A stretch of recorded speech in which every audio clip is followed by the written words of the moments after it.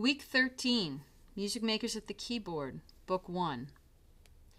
Let's go through the assignment and let me talk about how you can make it an everyday event.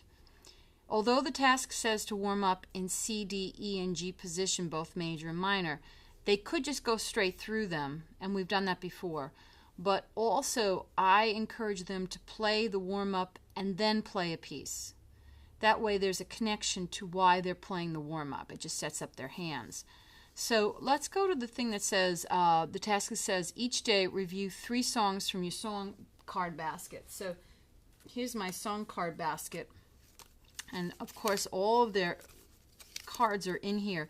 Now if you're missing cards, it's really, really easy. Go get some index cards. Go to the front of your book. Go to the page that says Keyboard Assignments. Look through all of the names. You'll see Deb Kahora, Stars Shining, Listen for Bells, Mouse Mousy, Who's That, The Wild Horses, Hot Cross Buns, Ode to Joy, I Hear the Mill Wheel, See the Pony, Seashell. That's what we've done up to this point. So if you're missing any cards, make an index. I have these cards here now, and I've been putting them in each week into my song basket, which stays on my piano. I've also added my major, minor, and of course you can make those if you've lost them. And I have a card for each key. So now we're going to play the game. They're going to go through these cards. Now, at this point, they're reviewing. So you find the pieces that they play well already. Like, say they've done Seashell, and they've done See the Pony, and they're really good at Ode to Joy and Hot Cross Buns, but they didn't quite get to I Hear the Mill Wheel. Let's see, Who's That? And they missed that week, and Listen for Bells, they all know, and that sort of thing. So they're now making a division between those they know and those they don't know. So the ones that they know, they can choose this way by picking it from that way. They hit Ode to Joy, and they're going to do it in E major. It should say major. Mine's missing somewhere. Oh, it's here somewhere.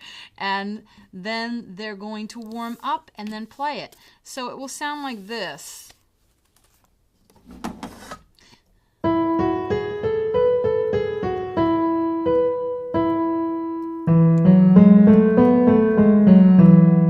They can also add the chord warm up.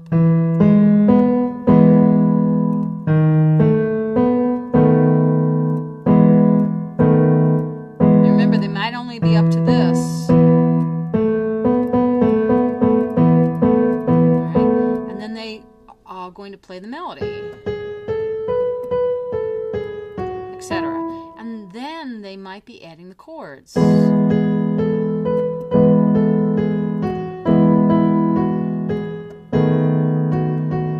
they're choosing where they want to put the chords. I don't want to give you a black and white, this is which chord goes when. I really want their ear to use them to do that.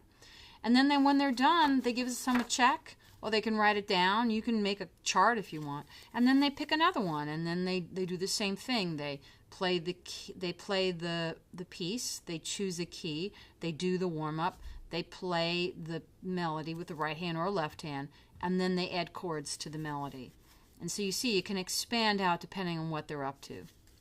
Now, as you noticed earlier, I made a pile of, oh, there's my minor card. They make a pile of pieces they don't know. So let's say they never got around to See the Pony. So now they can go back to their practice CD and they can go review the patterns, they can sing the song, they can listen to the recording, and then they can go and figure this out themselves. I would recommend doing it in the key suggested on the recording. Next it says to play the form game at home with Musetta. Musetta is on their listening CD, so hopefully the Musetta is right there. And they turn it on. Musette in D major. Oops, wrong attributed one. To J.S. Here we go. Okay, so the piece is playing, and they're running around looking for their cards.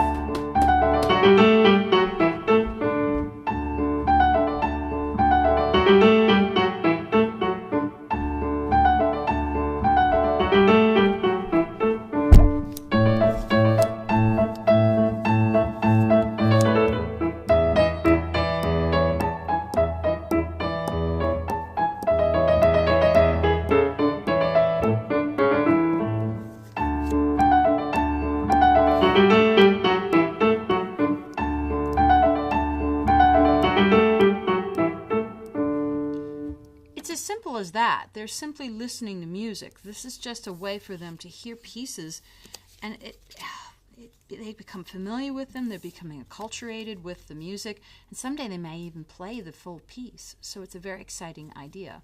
The next piece is Old French Song. Old French Song, again, is on your listening CD. This is the one that sounds this way. So here we go. Notice I'm tapping.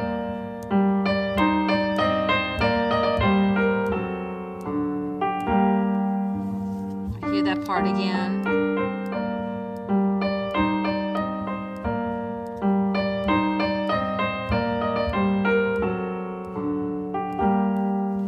I hear a new part.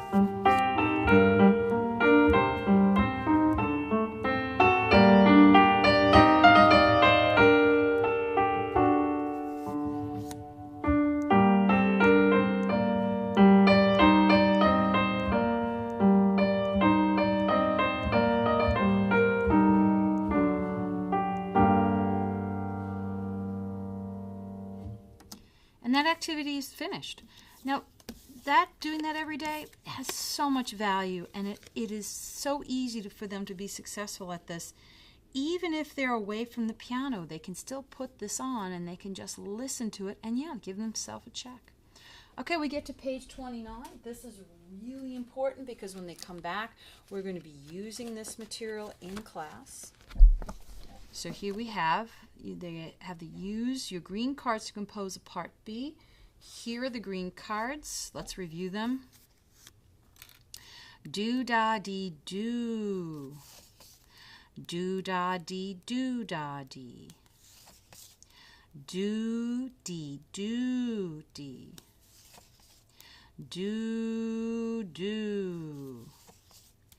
Do-ta-dee-do. Do-da-do-da. Do-dee-da-do-dee. Do-ta-dee-do-dee. Please don't write what they are on the back of the card. Please just review them and do the exercises that are on the practice CD for green triple rhythm. That's really the best way for the ear to hear these cards. So I'm going to compose, and I'm going to compose a do-da-dee-do, do-da-dee-do-da-dee, do-do. I found my 3 cards, I copy them in there, I write my name, we're done. And then when they come in, we can jump right into creating our class rondo. Finally, you'll notice at the bottom we have a little holiday practice challenge. We have a 3-week break this 2017. So I've asked them, challenged them to play the piano every day. I've given them a challenge to do at least 7 days in a row, but maybe they could do 10 days in a row or 14 days in a row. This can be a lot of fun. You can give them a special reward when they do it. I'm not going to make a big deal of it, but when they come back, I will admire their good work. Have a great week. I will see you at the next class.